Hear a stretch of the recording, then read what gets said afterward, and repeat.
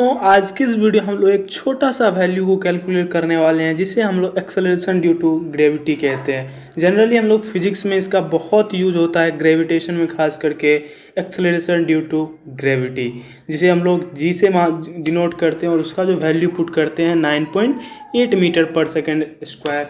इसको आज हम लोग कैलकुलेट करने वाले हैं और उसको अप्रॉक्सीमेटली में क्वेश्चन बनाने के लिए 10 के रूप में भी क्या किया जाता है, काउंट कर लिया जाता है। इसको 10 भी कभी कभी लिखा जाता है बट 9.8 होता है। तो आज हम लोग इसको कैलकुलेट करने वाले हैं। तो फर्स्ट ऑफ ऑल चलिए हम लोग फिगर को देखते हैं। तो पहले हमने मान लिया कि acceleration due to gravity of क्या है, इसका अर्थ है। तो हम लोग ये मान लेते हैं कि ये क्या है, ये बड़ा वाला जो गोला है ये किसका है, अर्थ है। ये बड़ा वाला गोला हम लोग मान लेते हैं कि ये अर्थ है और ये छोटा गोला आप हो ये छोटा गोला मान लेते हैं कोई ऑब्जेक्ट है, उसका मान लेते हैं इस अर्थ का जो मास है वो कैपिटल एम है और इसका जो मास है वो स्मॉल एम मान लेते हैं। तो एक्सेलरेशन ड्यू टू ग्रेविटी जो लगती है किस पे लगती है, स्मॉल एम पे लगती है। एक्सेलरेशन ड्यू टू किस पे लगती है, स्मॉल एम पे, और इसके बाद हम लोग कैलकुलेट करने वाले हैं। तो जैसा कि आपको पता होगा कि जब दो मासिव ऑब्जेक्ट या दो ऑब्जेक्ट को रखते हैं नज़दीक में कहीं पे भी, तो उसके बीच एक फोर्स लगता है, ग्रेविटेशन फोर्स, जो होता है Gm1m2/r²। उसका फॉर्मूला क्या होता है, Gm1m2/r²। अगर कोई दो मासिव ऑब्जेक्ट r डिस्टेंस पे रखा हुआ है तो उसके बीच का जो फोर्स लगता है वो क्या होता है, Gm1m2/r²। आई होप ये जानते होंगे, ये भी ग्रेविटेशन में ही पढ़ते हैं हम लोग।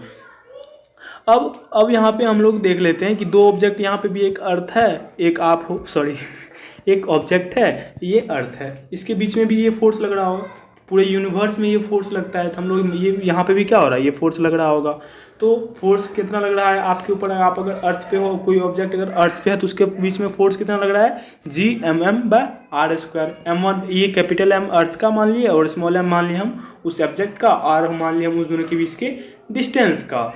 तो ये फोर्स लग रहा है उस पर। अब एक कॉन्सेप्ट हम जानते हैं कि जब किसी भी ऑब्जेक्ट पे फोर्स लगता है या तो वो एक्सेलरेट होता है या डी एक्सेलरेट होता है। किसी भी ऑब्जेक्ट पे अगर फोर्स लगाओ या तो वो एक्सेलरेट करेगा या डी एक्सेलरेट करेगा या चलेगा ही नहीं। तो ये एक्सेलरेट तो करता है, हम लोग देखते हैं गेंद ऊपर फेंकते हैं तो गेंद नीचे आ जाती है, तो एक्सेलरेट करता है। तो हम लोग ये मान लेते हैं एक्सेलरेट हो रहा है। अब फिर ये भी रिलेशनशिप जानते हैं कि अगर कोई ऑब्जेक्ट एक्सेलरेट कर रहा है तो उस पर फोर्स लगता है, कोई ना कोई उस पर फोर्स लगता है according to Newton's second law, F बराबर ma। और कोई ए एक्सेलरेशन से कोई ऑब्जेक्ट मूव कर रहा है और उसका मास अगर m है तो उस पर कितना फोर्स लग रहा होगा, ma। तो वही हम यहाँ पे देखिए, हम यहाँ पे एक और नेक्स्ट पॉइंट ये मान लिए कि इस ऑब्जेक्ट पे ये जो स्मॉल m है, इसको थोड़ा सा क्लियर कर देता हूँ। ये जो स्मॉल m है इस पे सबसे पहले अर्थ फोर्स लगा रहा है, कितना, Gmm/r²। इस दोनों के बीच में फोर्स लग रहा है, इसके वजह से ये क्या होगा, एक्सेलरेट होगा। इसके वजह से ये जो एक्सेलरेट होगा तो इस पर कितना फोर्स लगेगा, तो mg मान लेते हैं। g क्या है, इस फोर्स की वजह से एक्सेलरेशन है, ये g क्या मान लेते हैं हम लोग, ये जो फोर्स लगा है इस फोर्स के कारण इसका एक्सेलरेशन है और उसका मास हम लोग मान लिए स्मॉल m। तो फोर्स कितना लग रहा है इस ऑब्जेक्ट पे, mg। और ये टोटल फोर्स ये दोनों ऑब्जेक्ट के बीच कितना लग रहा है, Gmm/r²। अब देखो ये दोनों फोर्स क्या होगा, इक्वल होगा। अब ये इक्वल क्यों होगा, क्योंकि एक्सेलरेशन जो जनरेट हुआ है इसी दोनों मास के वजह से हुआ है। एक्सेलरेशन क्या होगा, इसी दोनों मास की वजह से एक्सेलरेशन हुआ और उसी एक्सेलरेशन की वजह से इस पे फोर्स भी लग रहा है। अगर दोनों फोर्स इक्वल नहीं होगा तब तो ये बड़ा फिजिक्स ही यहाँ पे गलत हो जाएगा। तो दोनों फोर्स इक्वल होगा। तो आई होप आप समझ होंगे यहाँ तक। अब इसमें कुछ है नहीं, बस अब इसमें कैलकुलेशन है। तो हम लोग क्या कर लेंगे, ये दोनों फोर्स इक्वल हो जाएगा तो mg इक्वल टू क्या हो जाएगा, Gmm/r²। ये स्मॉल m क्या हो जाएगा, कट जाएंगी, कैंसिल आउट। g बराबर क्या आ जाएगा, Gm/r²।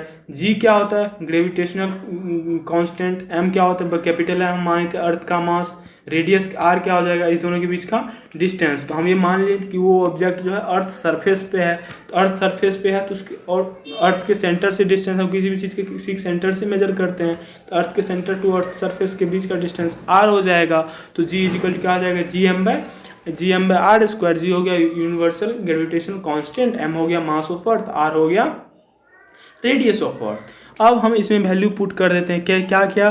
तो जी का वैल्यू होता है 6.67 इंटू 10⁻11। मास ऑफ अर्थ होता है 5.972 इंटू 10⁻24 किलोग्राम। और रेडियस ऑफ अर्थ होता है 6,378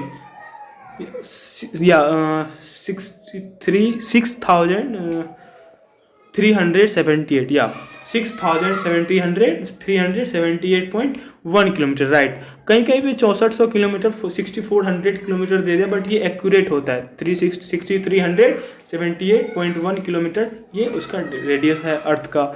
तो अब हम इसके क्या करेंगे, इसमें वैल्यू पुट कर देंगे, लेकिन ये जो है किलोमीटर में दिया, फर्स्ट ऑफ ऑल हमको मीटर में चेंज करना पड़ेगा। तो हमको रेडियस को हमको मीटर में चेंज करेंगे तो क्या आ जाएगा, R = 6.738.1 इंटू 10⁻3 मीटर, क्योंकि किलोमीटर में मीटर से चेंज कर देते 10⁻3 से मल्टीप्लाई कर देते हैं। अब इसको साइंटिफिक नंबर सिस्टम में चेंज करते हैं तो इधर क्या तीन ये जो डेसिमल है इधर 3 पॉइंट बाद आ जाएगा। तो इसको अगर हम कैलकुलेट करेंगे सब कुछ यहाँ तक ला लेंगे SI यूनिट में, तो हमको क्या आ जाएगा 6.378 इंटू 10⁻6 मीटर। अब हमको R भी मिल गया, M भी मिल गया, G भी मिल गया, तो देरी किस बात की, वैल्यू पुट कर देते हैं। तो हमको इसमें आ गया G का वैल्यू ये हो गया, मास ऑफ अर्थ ये हो गया, रेडियस ऑफ अर्थ का स्क्वायर हो गया।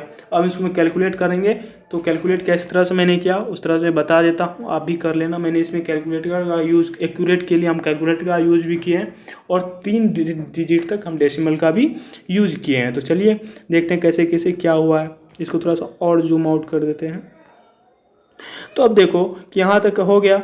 अब हम इसको क्या करते हैं, 10 का पावर वाले जितने भी है उसको हम लोग क्या करते हैं, पहले कैलकुलेट कर लेते थे। जिसको 10 बेस जिसका है सबको एक तरफ कर लिए, और जो भी नंबर वाला है उसको एक तरफ कर लिए। तो हम यहाँ से 6.67 आएगा, 6.67, 5.972 यहाँ पॉइंट होगा, तो 5972 10⁻11 इंटू 10⁻24 ये आ जाएगा। नीचे में क्या हो जाएगा, इसका स्क्वायर इंटू इसका स्क्वायर, तो 6.378 का स्क्वायर इंटू 10⁻6 का स्क्वायर। इस तरह से हमने अलग अलग कर लिया।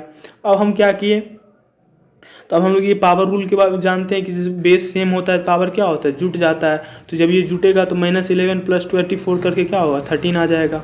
अब ये जो है 6.378 का स्क्वायर ही रहेगा, ये मल्टीपल मैंने इसको मल्टीप्लाई नहीं किया। और 10⁻6 को हम लोग क्या कर का स्क्वायर को क्या लिख सकते हैं, 10⁻6 इंटू 10⁻6। यहाँ तक कोई दिक्कत नहीं होनी चाहिए आपको। अब हम आगे देखते हैं, अब हम आगे देखते हैं। इसमें मैंने क्या कर दिया, इसको ये तो यहीं था रहा, यहीं था, यहाँ तक तो हम लोग समझ गए। अब हम इसको कैलकुलेट कर दिए, इसको कैलकुलेट कर दिए तो हमको कितना आया 39.833। जब ऐसे ही हम इसको कैलकुलेट करें कितना आ गया 39.833 इंटू 10⁻13 तो पहले से था ही। अब देखो यहाँ पे जो है बेस में, यहाँ पे जो देखो 10⁻6 इंटू 10⁻6 है, तो जैसे ही बेस सेम होता है पावर क्या होता है, जुड़ जाता है। हम पहले भी देखें तो 10⁻6 + 10⁻6 क्या हो जाएगा 10⁻12। और ये नीचे में डिवीजन में है तो ऊपर जाए क्या हो जाएगा माइनस में। जैसे अगर 1/10 का पावर समथिंग है तो उसको अगर हम ऊपर ले जाते हैं 10 का पावर कुछ में, तो वो जो पावर वाला चीज़ होता है उसको क्या हो जाता है, नेगेटिव में चला जाता है। आई होप कि आपको पावर रूल पता ही होगा, फिजिक्स पढ़ रही होती है तो पता ही होना चाहिए। तो 10 का पावर -12 ऊपर चला जाएगा, और नीचे ये क्या हो जाएगा 6.378 इंटू 6.378 हो जाए, क्योंकि स्क्वायर में है। ठीक है, हमको ये आ गया 39 सॉरी इधर देखिए कुछ है।